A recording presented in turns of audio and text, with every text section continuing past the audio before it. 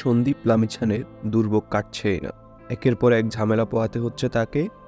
সবশেষ মার্কিন যুক্তরাষ্ট্র তার ভিসার আবেদন প্রত্যাখ্যান করেছে, যার ফলে আসন্ন টি-20 বিশ্বকাপে তিনি খেলতে পারবেন এই সম্ভাবনা অনেকটাই ফিকে হয়ে গিয়েছে। এর আগের সপ্তাহে ভিসার জন্য আবেদন করেছিলেন এই ক্রিকেটার, কিন্তু সেবারও লাভ হয়নি। 2022 সালের অক্টোবরে হুট করে ধর্ষণের অভিযোগে অভিযুক্ত হয়েছিলেন লামিছানে। নিজেকে নির্দোষ দাবি করল ক্রিকেট অ্যাসোসিয়েশন অফ নেপাল, সঙ্গে সঙ্গে নিষিদ্ধ করে তাকে।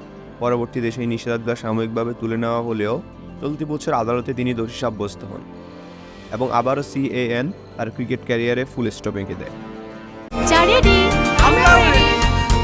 চা মানে লাইফটা ভরপুর, চা মানে ইস্পাহানি মির্জাপুর। তবে বহু নাটকীয়তার পর সম্প্রতি আপিল বিভাগ যথেষ্ট প্রমাণের অভাবে এই তারকাকে মুক্তি দেওয়ার সিদ্ধান্ত নেয়।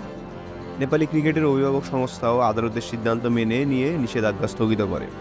ফলে আসন্ন টি-20 বিশ্বকাপে তার খেলার সুযোগ তৈরি হয়েছিল। তিনি নিজেও সেভাবে প্রস্তুতি নিয়েছেন, কিন্তু পরপর দুইবার আমেরিকার ভিসার জন্য আবেদন করেও ভিসা পাননি এই লেগ স্পিনার।